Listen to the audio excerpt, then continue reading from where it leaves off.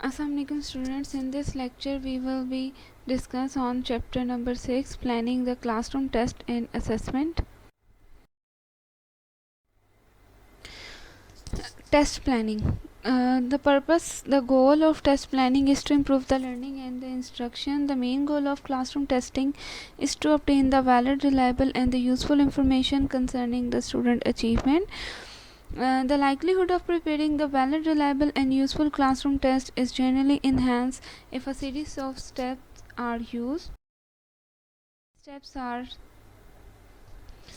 First of all determine the purpose कि आपने मैयर क्या करना है, डेवलप करें स्पेसिफिकेशन, आपने आपकी डोमेन ऑफ अचीवमेंट कौन सी होगी, सिलेक्ट करें अप्रोप्रिएट टेस्ट आइटम, आपके जो टेस्ट आइटम्स हैं वो रेलिवेंट होने चाहिए आपकी डोमेन ऑफ अचीवमेंट से और आपके टेस्ट के पर्पस से. Then preparing a relevant task, assemble the test, administering the test and appraising the assessment and use the result. The purpose of classroom testing and assessment. Classroom test used for variety of instructional purpose. These can be best described in terms of their location in the instructional process, which is closely parallel to the type of assessment. Classroom test जो हैं वो different instructional purposes के लिए use होते हैं. Depend करता है कि आप उसे किस टाइम पर यूज़ कर रहे हैं, आप उसे स्टार्ट में यूज़ कर रहे हैं, ड्यूरिंग कर रहे हैं या एट द एंड कर रहे हैं. First of all is pre testing. The purpose of classroom testing. In the pre-testing measure the readiness and the entry performance. readiness का मतलब कि जब भी स्टूडेंट जो है वो एंटर होता है तो हम ये चेक करने के लिए कि क्या स्टूडेंट्स के पास प्री रिक्विजिट स्किल्स हैं और किस हद तक जो है वो उसने ऑलरेडी जो है ऑब्जेक्टिव्स जो हैं वो अचीव कर लिए हैं, हम प्री टेस्टिंग करते हैं. प्री टेस्टिंग जो है वो रेडीनेस को जो है वो रेडीनेस को जो है वो चेक करता है. जो रेडीनेस है वो को चेक करने के लिए जो टेस्ट प्रिपेयर किए जाते हैं, डिज़ाइन किए जाते हैं, वो लिमिटेड इन स्कोप होते हैं. मतलब उनका कंटेंट जो होता है वो लिमिटेड होता है, आइटम्स का जो डिफ़िकल्टी लेवल होता है वो लो होता है और ये सर्व करते हैं as a basis for the remedial work adopting the instruction. क्योंकि अगर आपको पता चल जाता है स्टार्ट में ही कि स्टूडेंट्स के पास प्री रिक्विजिट स्किल्स हैं या अगर उसने कोई फर्दर जो है वो इंस्ट्रक्शनल ऑब्जेक्टिव अचीव नहीं किए तो उन्हें आगे किस तरह से जो है वो इंस्ट्रक्शनल प्लान जो है वो प्रपोज करना है. प्री टेस्ट प्लेसमेंट में आते हैं. Tell about already achieve objectives, item similar to outcome measures but no the same like an alternative form. Then आती है testing and assessment during the instruction. Testing and assessment given during instruction provide the basis for the formative assessment. They are used to monitor the learning progress, detect the misconceptions, encourage the student to study and provide feedback to student and teacher. Teacher commonly call these formative test learning test, practice test, quiz, unit test and the like.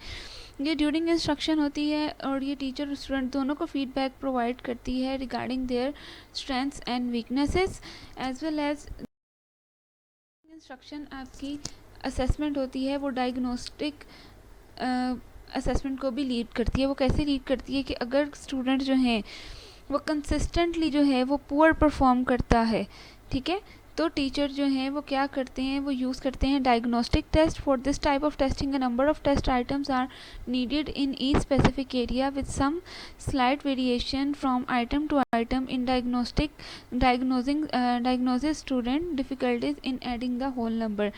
ये depend करता है कि students की जो weaknesses हैं वो किन areas में हैं, उससे रिगार्डिंग जो है मल्टीपल डायग्नोसिस टेस्ट जो हैं वो अवेलेबल हैं, स्टैंडर्डाइज्ड डायग्नोसिस टेस्ट अवेलेबल हैं और कुछ टीचर जो हैं वो ख़ुद भी डेवलप कर लेते हैं.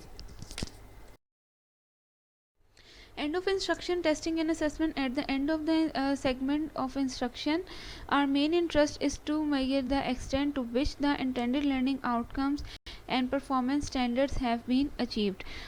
Although these end of instruction test and assessment are used primarily for summative assessment, they can also serve the other functions. Other functions क्या होता है उनका? Other functions में उनका ये हो सकता है grading, promotion, certification, स्टूडेंट्स को उनकी स्ट्रेंथ एंड वीकनेसेस बताना, पेरेंट्स को बताना, ठीक है, एडमिनिस्ट्रेशन को बताना. End of the unit test can be used for the feedback to the student, encourage undertake more challenging advanced work, assigning the remedial work and assess the instruction as well as for grading purpose. In fact, they can serve the function both for the formative and the summative assessment, and in case serve as a pretest for the following unit. End of course tests provide a broad survey for student learning overall the intended outcome of a course. In addition to their use in grading, tests can also provide the information for evaluating the instructional effect. Developing the specification for the test and assessment, जैसे कि हमने validity वाले chapter में भी देखा था कि जब हमने कंटेंट वैलिडिटी को इंश्योर करना होता है तो हम टेबल ऑफ स्पेसिफिकेशन जो है वो डेवलप करते हैं. जो टेबल ऑफ स्पेसिफिकेशन होता है वो आपको इंश्योर करता है आपके लर्निंग आउटकम्स क्या होंगे, डोमेन ऑफ अचीवमेंट क्या होगी, उससे रेलिवेंट टास्क क्या होंगे, सैम्पलिंग कैसे करनी है और किस तरह से जो है वो आपने वेटेज जो है असाइन करनी है हर आइटम्स को. ठीक है, सेम उसी तरह से जो है हम डेवलप करते हैं स्पेसिफिकेशन फॉर, बिल्ड करते हैं टेबल ऑफ स्पेसिफिकेशन, जिसमें सबसे पहले आप प्रिपेयर करते हो list of new objectives, outline करते हो कोर्स कंटेंट और फिर प्रिपेयर करते हो prepare the list of instructional objective की जब हम बात करते हैं. फर्स्ट ऑफ ऑल जो है जर्नल ऑब्जेक्टिव और स्पेसिफिक लर्निंग आउटकम्स जो हैं प्रिपेयर किए जाते हैं. अगर तो आप टेस्ट बना रहे हैं लोअर ग्रेडर्स के लिए, ठीक है, तो वहाँ पे आपके जो लर्निंग आउटकम्स जो हैं वो सिंपल नेचर के होंगे. लेकिन अगर आपका टेस्ट जो है वो हाई लेवल का है, हाई ग्रेडर के लिए है, तो फिर वहाँ पे आपकी जो लर्निंग आउटकम है उनकी जो नेचर होगी वो कॉम्प्लेक्स नेचर की होगी.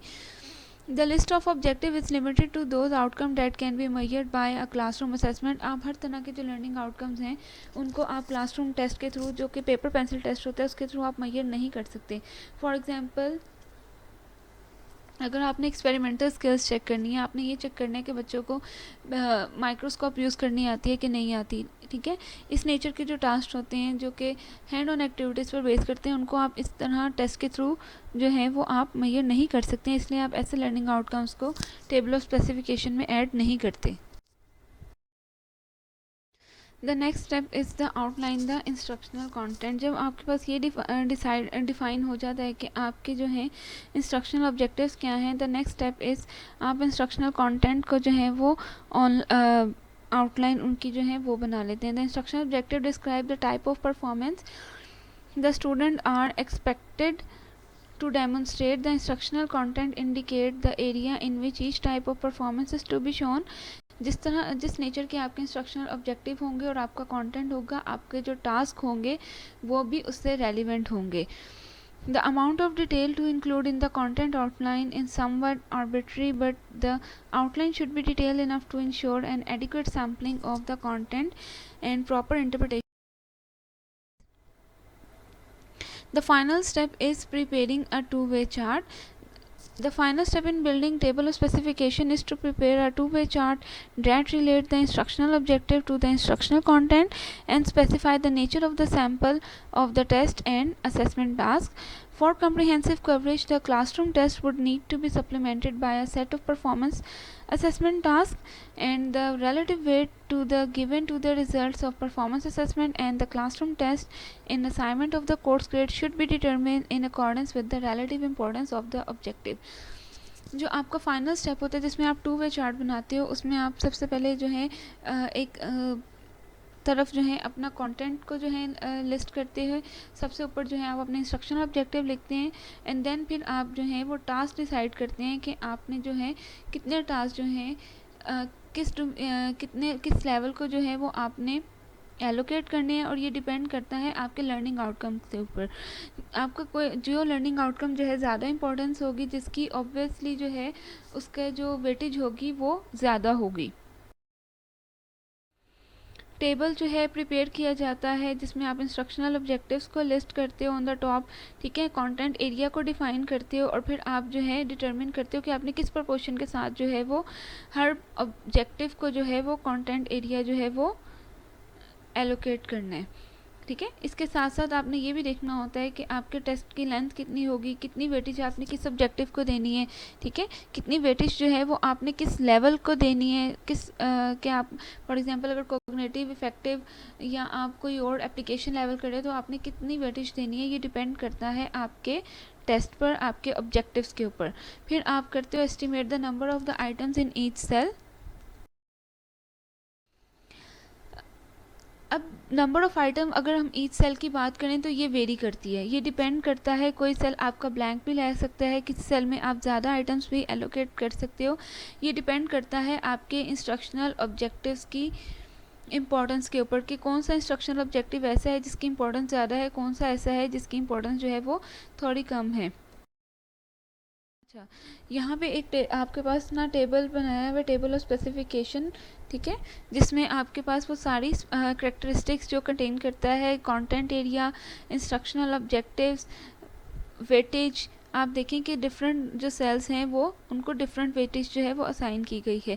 ज़रूरी नहीं है कि आपने हर सेल में जो है कोई ना कोई आइटम जो है या उसको कोई वेटेज असाइन करनी है, ये डिपेंड करता है, वेरी करता है subject to subject, content to content और आपके इंस्ट्रक्शनल ऑब्जेक्टिव के ऊपर। Then we will talk about the one way classification system. बहुत सारे एरियाज टेस्टिंग के ऐसे भी होते हैं जहाँ पे हम वन वे क्लासिफिकेशन सिस्टम जो है उसको यूज़ करते हैं। फॉर एग्जांपल अगर हमने रीडिंग स्केल का जो है वो टेस्ट लेना है, ठीक है, रीडिंग टेस्ट लेना है, तो उसमें हमारा जो टेस्ट होगा उसका कैसे बनेगा टू वे चार्ट, उसका तो नहीं बन सकता। तो उस तरह की जो स्किल्स को चेक करने के लिए हम वन वे जो है वो चार्ट यूज़ करते हैं और जिसमें हम जो है इनलिस्ट करते हैं एक, आप कह लें कि different skills.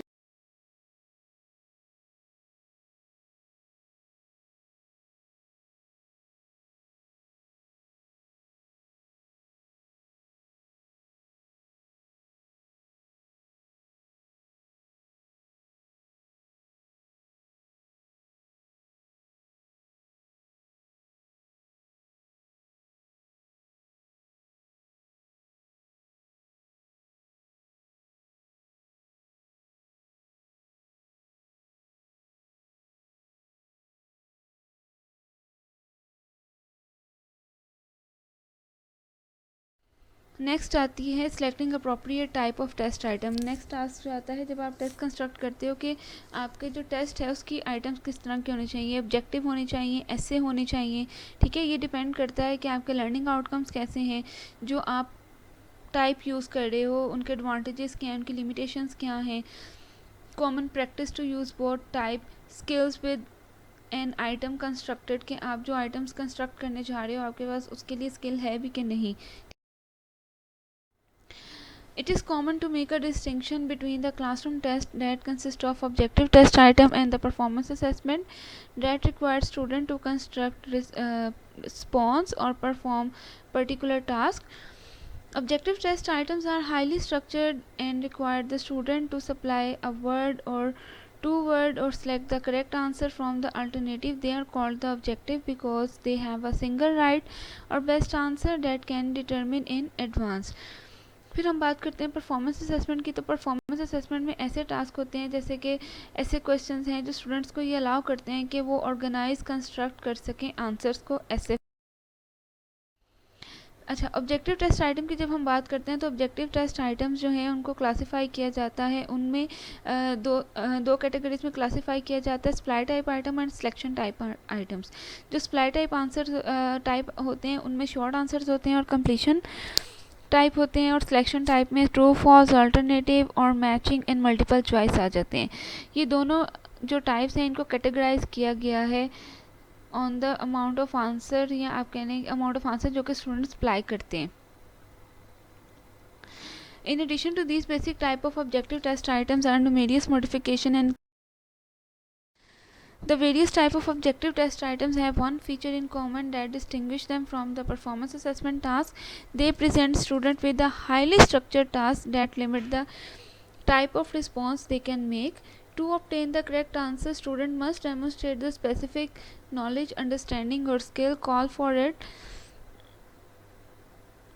They are not free to redefine the problem or organize and pre-test the answer in their own world.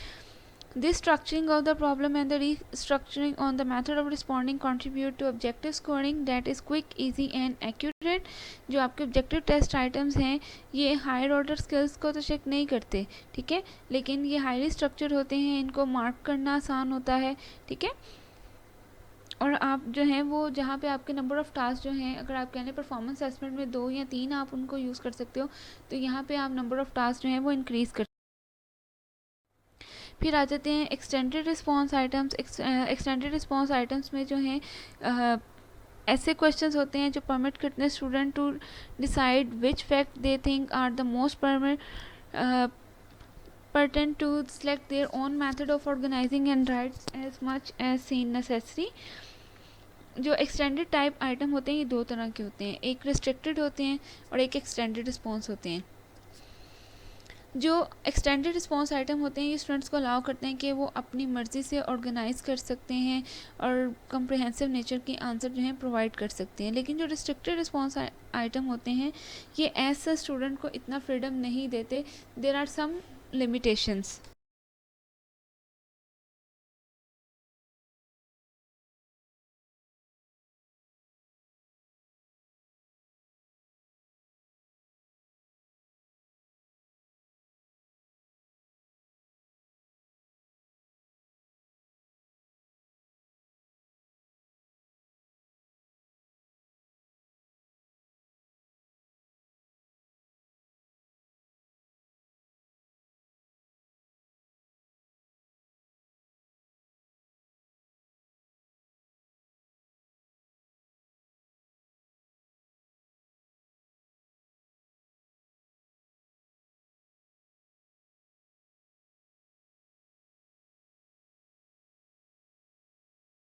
जब हम रिस्ट्रिक्टेड रिस्पॉन्स ऐसे क्वेश्चंस की बात करते हैं, ऐसे लर्निंग आउटकम जो कि हम एक्सटेंडेड रिस्पॉन्स क्वेश्चन से मेजर नहीं कर सकते, उनके लिए हम जो है रिस्ट्रिक्टेड रिस्पॉन्स ऐसे क्वेश्चंस को यूज़ करते हैं।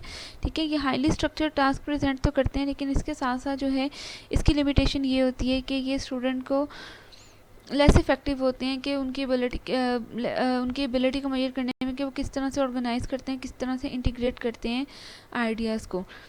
Further, if the restrictions become too tight, the question reduces the nothing more than a split type। फिर हम बात करते हैं comparative advantages of the objective test items and the performance assessment task। जो basic principle है जिसकी basis पे हम देखते हैं कि हमने ऑब्जेक्टिव टेस्ट आइटम्स लेने हैं या परफॉर्मेंस असेसमेंट टास्क लेने हैं, तो ये डायरेक्टली लिंक करता है हमारे इंटेंडेड लर्निंग आउटकम्स पे। हमारे लर्निंग आउटकम्स जो हैं वो जिस तरह का टास्क डिमांड कर रहे होते हैं, हम उसी तरह के जो हैं वो टास्क जो हैं वो सिलेक्ट करते हैं। जहाँ पे हमारे लर्निंग आउटकम्स जो हैं वो क्लियर नहीं करते कि हमें किस तरह की जो है वो आइटम जो हैं वो यूज़ करने चाहिए, वहाँ पे सबसे बेहतरीन तरीका ये है कि आप सिलेक्शन टाइप आइटम्स पे जाते हैं। सिलेक्शन टाइप आइटम्स में कौन से होते हैं, जैसे आपके MCQs हैं, और आप उनको जो है वो यूज़ करते हो क्योंकि वो उनकी रिलायबिलिटी भी ज़्यादा होती है, उनको स्कोरिंग भी जो है उनके ऑब्जेक्टिव नेचर की होती है। इसके अलावा which selection type item use a common practice is to use a multiple choice item. ये जैसे मैंने पहले बताया कि जब भी हम बात करते हैं सिलेक्शन आइटम्स की, तो वहाँ पे जो सबसे ज़्यादा जो कॉमन यूज़ है आइटम्स का वो है मल्टीपल चॉइस आइटम, क्योंकि उनको जो है स्कोर करना आसान होता है। ठीक है,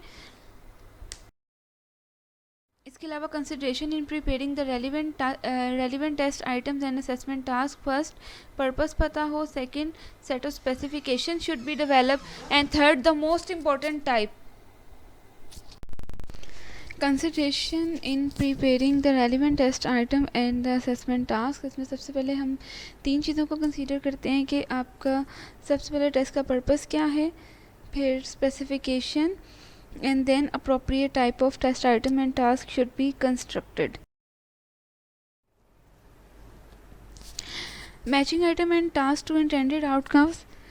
The process of matching test items and assessment tasks essentially involve fitting each item or task as closely as possible to the intended outcomes। के आपने ऐसे आइटम्स जो हैं वो सिलेक्ट करने हैं जो आपके इंटेंडेड आउटकम्स के साथ मैच करते हों।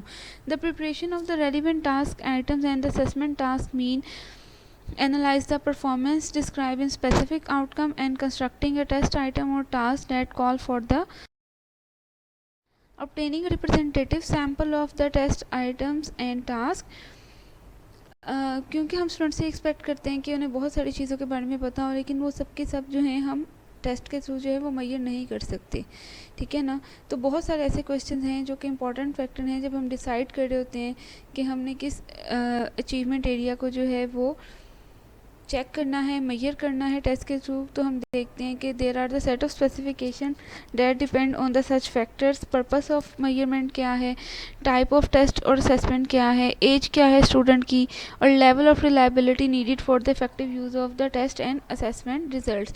कि ऐसे कौन से इंस्ट्रक्शनल डिसीजंस हैं जो एट द एंड जो हैं वो लिए जाने हैं। अगर तो ऐसे इंस्ट्रक्शनल डिसीजन हैं जो रिवर्सेबल हैं, ठीक है, जिनकी जो साथ हाई स्टेक एसोसिएटेड हैं, तो वहाँ पे जो आपका लेवल ऑफ रिलायबिलिटी जो है वो हाई रिक्वायर्ड।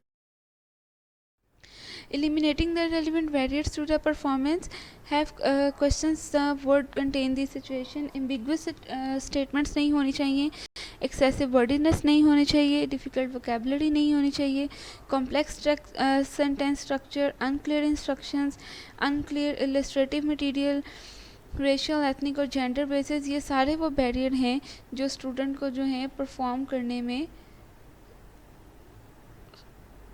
ऑब्स्टेकल क्रिएट करते हैं।